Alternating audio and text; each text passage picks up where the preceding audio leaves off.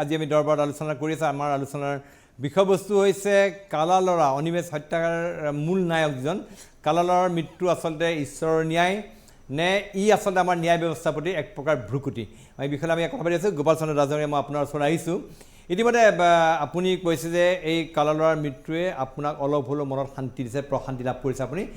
আপোনাৰ সন্তানৰ নীলোৎপলৰ মৃত্যুৰ যিসকল নায়ক বা খলনায়ক সেইসকল আজিও তেওঁলোকে কিন্তু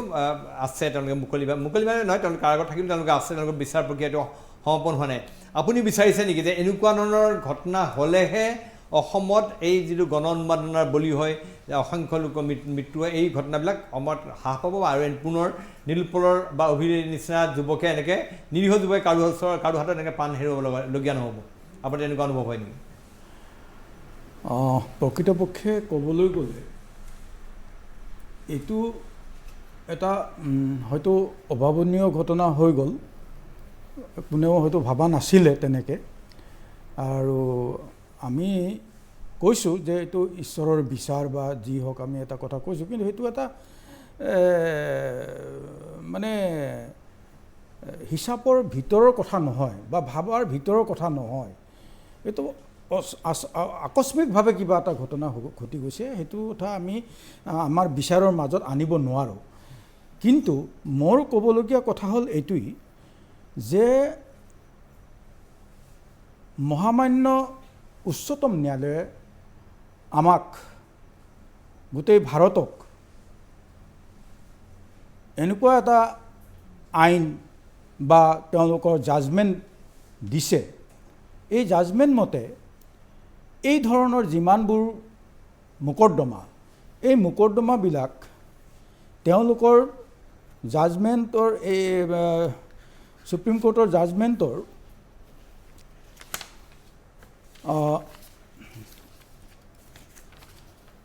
41 নং দফাত 41 নং দফাত স্পষ্টভাৱে কৈছে যে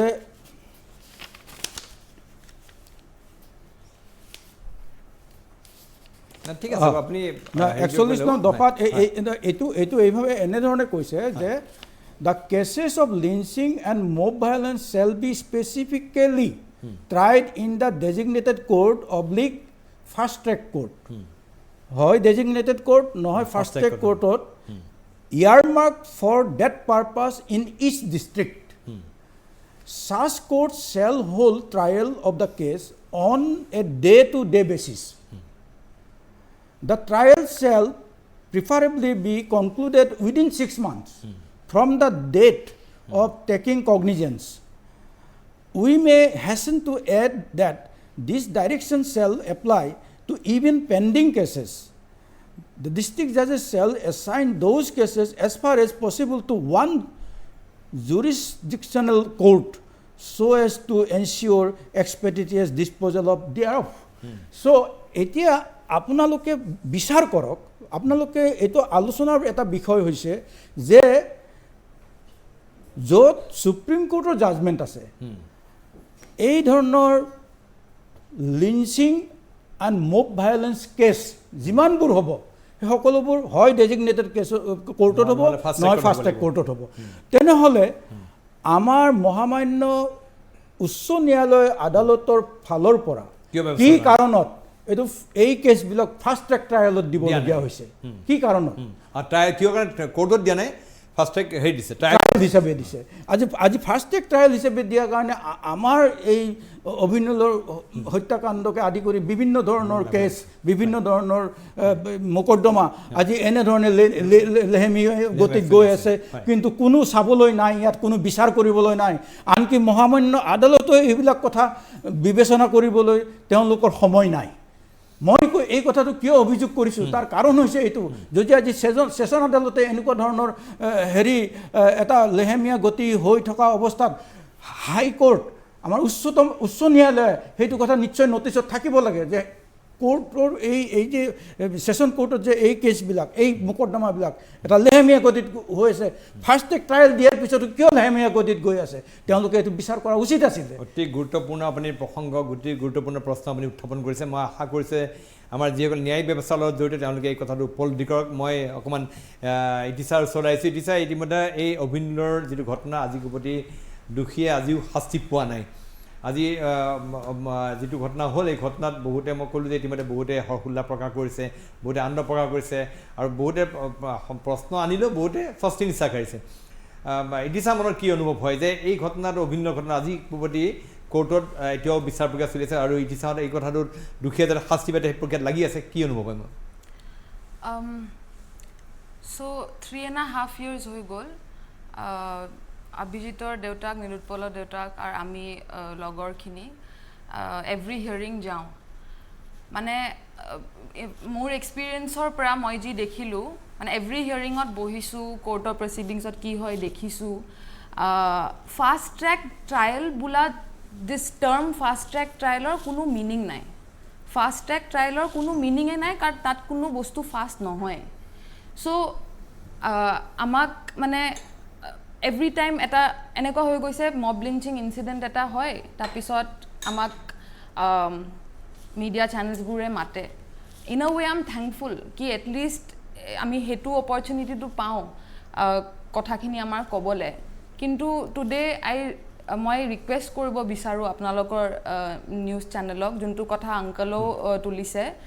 এটাটো মই আপোনাৰ চেনেলৰ জৰিয়তে কুৱেশ্যন কৰিব খোজোঁ কি কিয়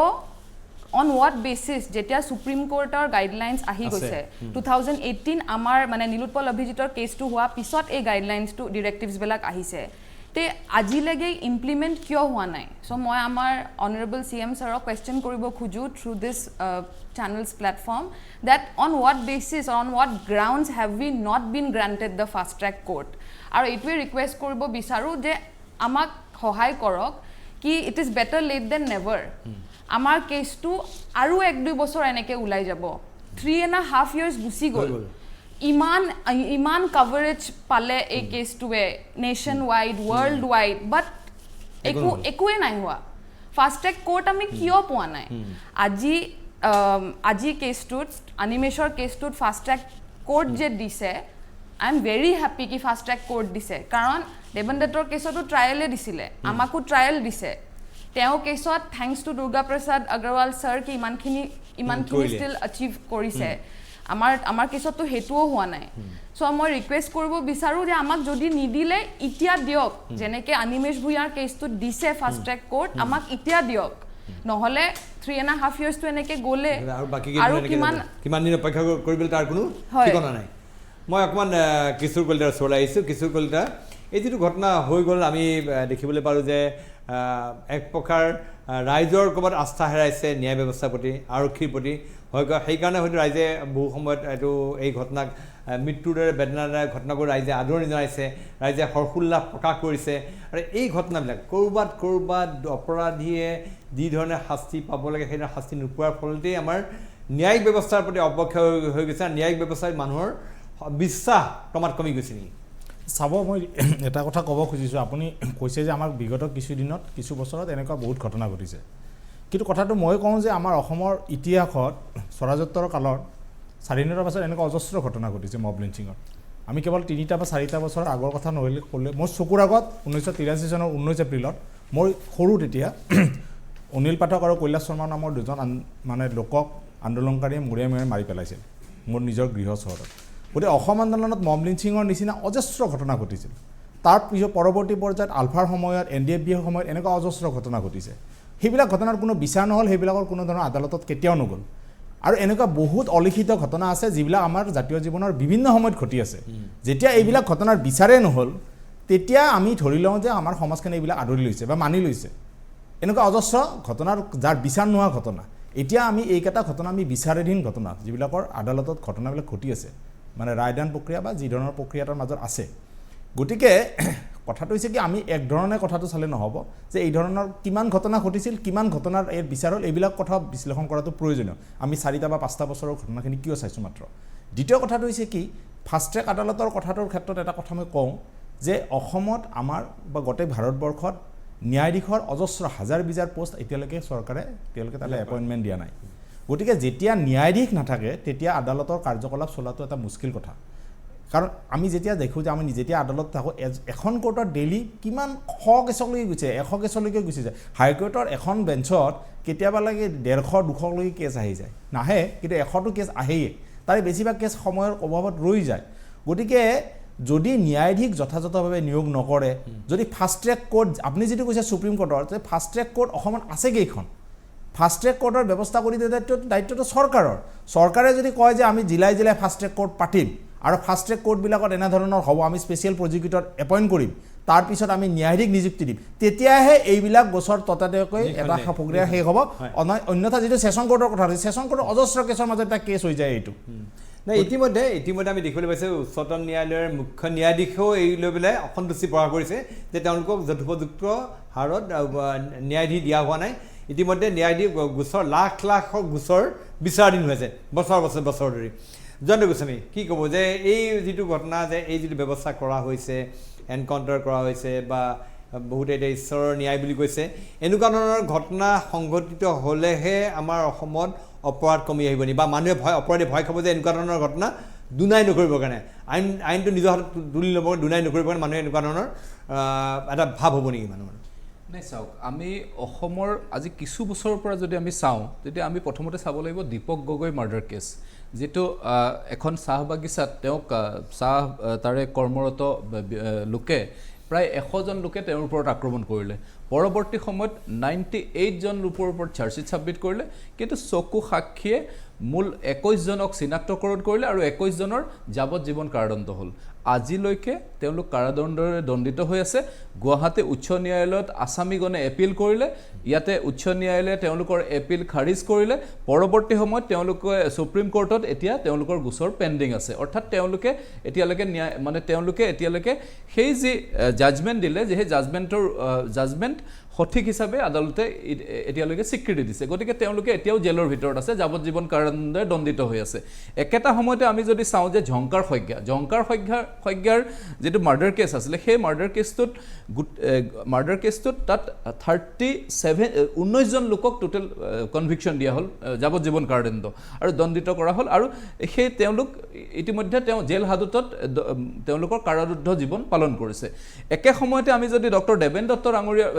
প্ৰয়াত দেবেন দত্তৰ কথাটো লৈ যাওঁ তেতিয়াহ'লে তাত দেখা যাব যে তাতো অত্যন্ত ক্ষিপ্ৰতাৰে যদিও বা ফাষ্ট ট্ৰেক কোৰ্ট নহয় তথাপিতো ফাষ্ট ট্ৰেক লেভেলত তাত বিচাৰ প্ৰক্ৰিয়া সম্পূৰ্ণ হ'ল প্ৰায় 6 মাহমানৰ ভিতৰত বুধকৰ 6 মাহমানৰ ভিতৰত তাত জাজমেণ্ট হ'ল আৰু জাজমেণ্টত আটাইতকৈ ডাঙৰ কথা হ'ল যে এজন ব্যক্তি যিজন মূল কালপ্ৰিট আছিলে তেওঁক হেং টিল ডেথ দিয়া হ'ল আৰু সেইটো চ্যালেঞ্জ এতিয়া ইতিমধ্যে মানে দেবেন দত্ত ডাঙৰীয়াৰ পৰিয়ালে বা তেওঁলোকৰ সাক্ষ্য প্ৰমাণ ইতিমধ্যে সাবমিট কৰিলে আৰু তাৰ প্ৰমাণিত হ'ল আদালতত প্ৰমাণ হ'ল যে আসামী কেইজন দোষী এতিয়া আসামী কেইজনৰ দায়িত্ব যে তেওঁলোকে দোষী তেওঁলোকে যে তেওঁ এই যাৱজ্জীৱন কাৰাদণ্ডৰ পৰা ৰেহাই ল'বৰ কাৰণে উচ্চতম ন্যায়ালয়লৈ আহিছে পৰৱৰ্তী সময়ত তেওঁলোকে উচ্চতম ন্যায়ালয় যোৱাৰ তেওঁলোকৰ প্ৰণিধান আছে একে সময়তে মাৰ্চি পিটিশ্যন যিসকল যি হেং টিল ডেথ তেওঁলোকৰ ৰাষ্ট্ৰপতিৰ ওচৰত মাৰ্চি পিটিশ্যন দিয়াৰো প্ৰণিধান আছে কাৰণ যিহেতুকে ভাৰতবৰ্ষ এখন কিন্তু জয়ন্তৰ প্ৰশ্নটো এইটো যে এনেকুৱা ধৰণৰ ঘটনা বা এই যে আপুনি কৈছে এনেকুৱা দৃষ্টান্তমূলক শাস্তি ব্যৱস্থা হৈছে কিন্তু তাৰ পিছতো কিন্তু মব লিঞ্চিঙৰ ঘটনা কমা নাই অসমত প্ৰত্যেক বছৰেই গণ উন্মাদনাৰ বলি হৈ বহু নিৰ্দোষী লোকে প্ৰাণ হেৰুৱাইছে এইটো একে আমি ইমান নিশংক হিংসু কিয় হৈছে মানুহবিলাকে কিয় কোনো এনেকুৱা ধৰণৰ ঘটনা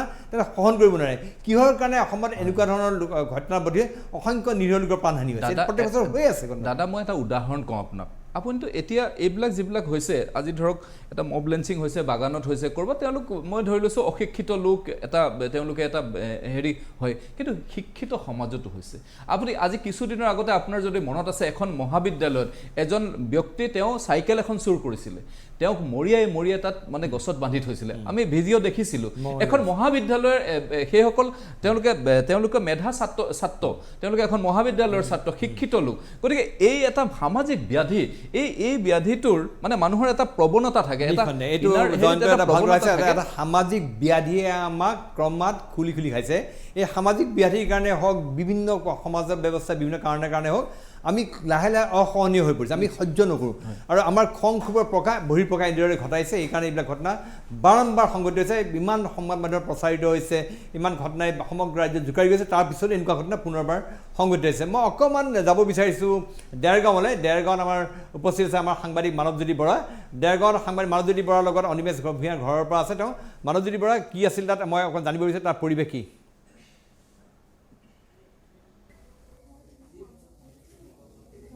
হয় প্ৰণৱ বৰদলৈ, মই এই মুহূৰ্তত উপস্থিত আছোঁ দেৰগাঁও খকন্দগুৰিৰ অমিনেশ ভূঞা বাসগৃহত। আৰু আজি অমিনেশ ভূঞাৰ তৃতীয় দিনাৰ দিনা আচলতে যথেষ্ট লোকৰ সমাগম ঘটিছে এই অমিনেশ ভূঞা বাসগৃহত। আৰু পোনে পোনে আমি অমিনেশ ভূঞাৰ দেউতাক আছে, দেউতাকৰ পৰা পোনে পোনে আচলতে প্ৰতিক্ৰিয়া ল'বলৈ চেষ্টা কৰিম। আজি যিহেতু মূল ঘটনাৰ কাল্পিত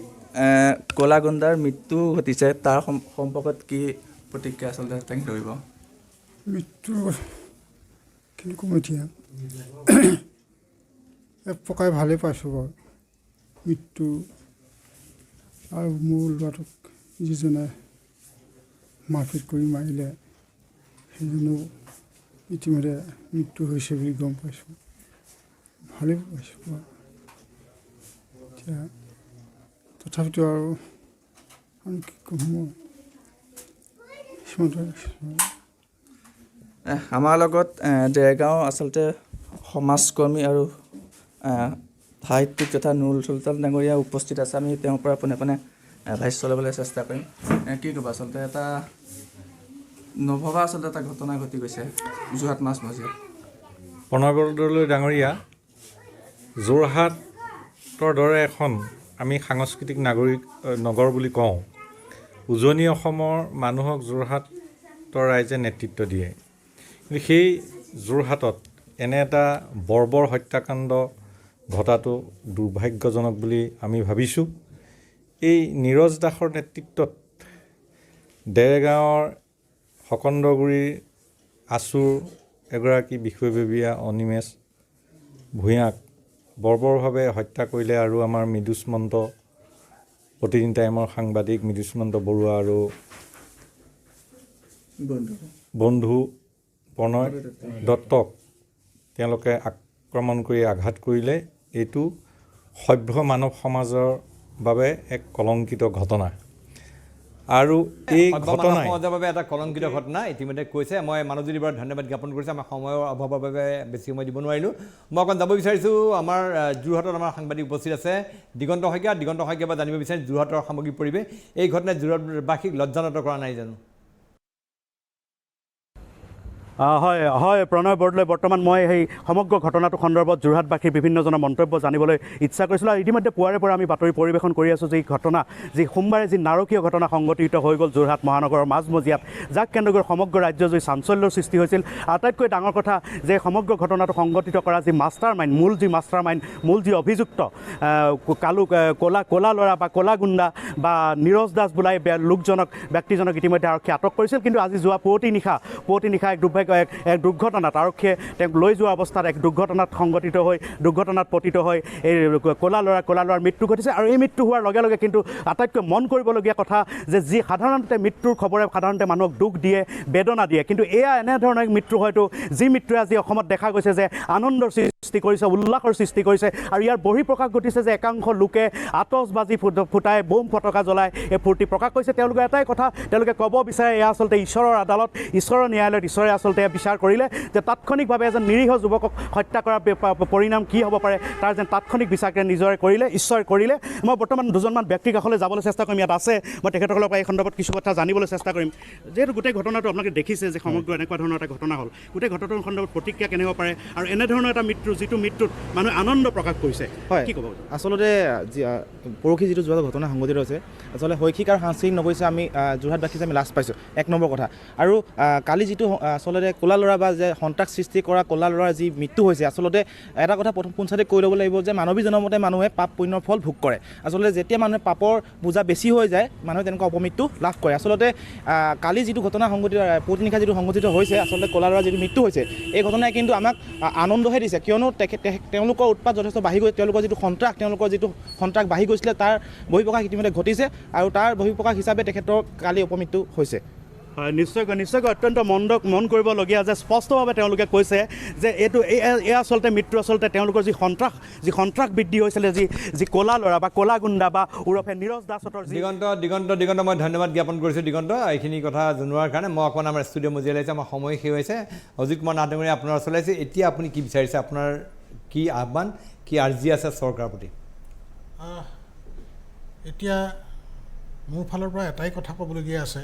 যাতে আমাৰ নিচিনাকৈ এই দীঘলীয়া ন্যায় ব্যৱস্থাৰ মাজেদি অনিমেষৰ বিচাৰ প্ৰক্ৰিয়াটো নহয় অনিমেষৰ হত্যাকাণ্ডৰ বিচাৰ প্ৰক্ৰিয়াটো ক্ষিপ্ৰতাৰে কৰিব লাগে আৰু লগতে আমাৰ যিখিনি ন্যায়ালয়ৰ কৰণীয় আছে যিখিনি কৰিবলগীয়া আছে সেইখিনিও যাতে ক্ষিপ্ৰতাৰে হয় আৰু এটা সমাজলৈ বাৰ্তা যাওক যে এই ব্যৱস্থাৰ মাজেদি ন্যায় ব্যৱস্থাৰ মাজেদি দোষীয়ে এনেধৰণৰ শাস্তি পায় আৰু আমি এটাই বিচাৰিছোঁ যাতে এই দোষীবিলাকে কঠোৰৰ পৰা কঠোৰতম শাস্তি পায় সেইটো বিচাৰিছে আপুনি হয় বাইদেউ আপুনি কি ক'ব বিচাৰিব মোৰ এটাই অনুৰোধ যাতে এই যেনেকৈ অপতৃণবিলাক খেতি বাতিৰ পৰা গুচাই দিয়ে তেনেকৈ এই হত্যাকাৰীবিলাকক খুব সোনকালে খুব মানে লেণ্ডি প্ৰচেছ নকৰি হাইকোৰ্টৰ যেতিয়া মোৰ স্বামীৰ কেছটো এতিয়া হাইকোৰ্টলৈ আহিছে গতিকে এতিয়া হাইকোৰ্টে নিজৰ কামটো কৰি যে অলৰেডি ৰায়টো দিলে ৰায়টো কাৰ্যকৰী কৰিবলৈ খুব সোনকালে হাতত লৈ মানে গোটেই চিকিৎসকসকলৰ যি মানে আশা যিটো প্ৰেষ্টিজ কাৰণ চিকিৎসকসকলে 31st এখেতৰ নামত ডেডিকেট কৰিছে ছেভিয়াৰ্ছ ডে হিচাপে এনে ইমান এটা সন্মান দিয়াৰ পিছত আপোনালোকে খুব সোনকালে কাৰ্যকৰী কৰি সঞ্জয় ৰাজুৱাৰ টাইটেলটো ৰাজুৱাৰ গোটেই সোপা একে টাইটেলৰ গতিকে চৰকাৰক অনুৰোধ জনাইছোঁ হাইকোৰ্টকো অনুৰোধ জনাইছোঁ খুব সোনকালে ইহঁতক যেনেকৈ ৰায় দিছে সেই ৰায় একে বাহাল ৰাখি ফাঁচী কাঠত সঞ্জয় ৰাজুক সোনকালে ওলামাওক যাতে আইন প্ৰক্ৰিয়াটো অলপ বদলাই হ'লেও মানে ধৰক গুজৰাটত মব লিঞ্চিঙত গুজৰাট ৱেষ্ট বেংগল মণিপুৰত মব লিঞ্চিঙৰ সেইটো খুব সোনকালে কাৰ্যকৰী কৰা কৰিছে সেইটো বিচাৰোঁ গোপাল ৰাজডাঙৰীয়া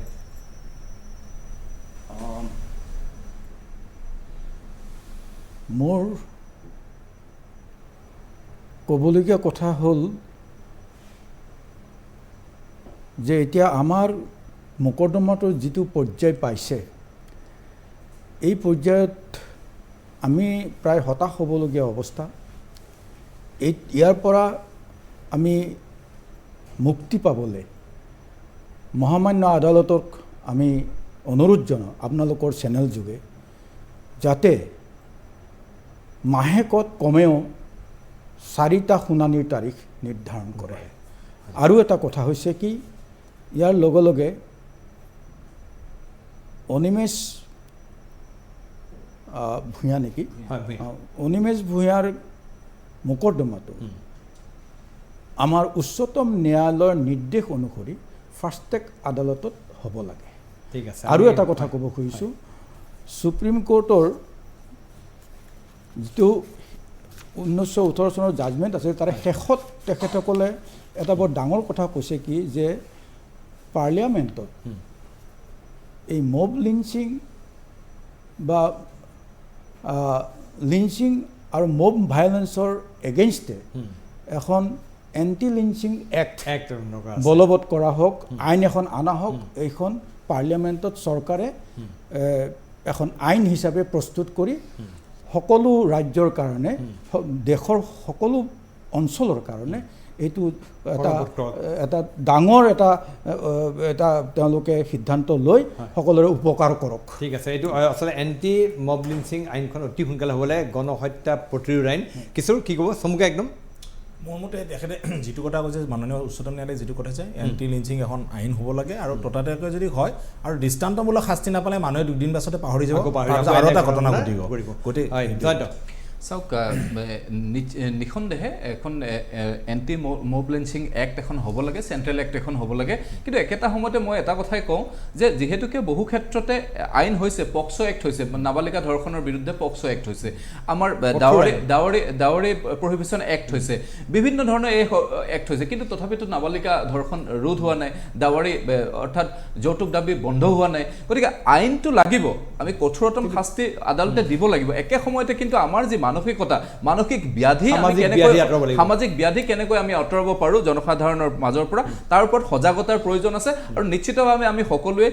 আমি এই সজাগতাৰ কাৰণে আমি কাম কৰিব লাগিব। জনসাধাৰণক এটা সহিষ্ণুতাৰে যাতে বিষয়বিলাক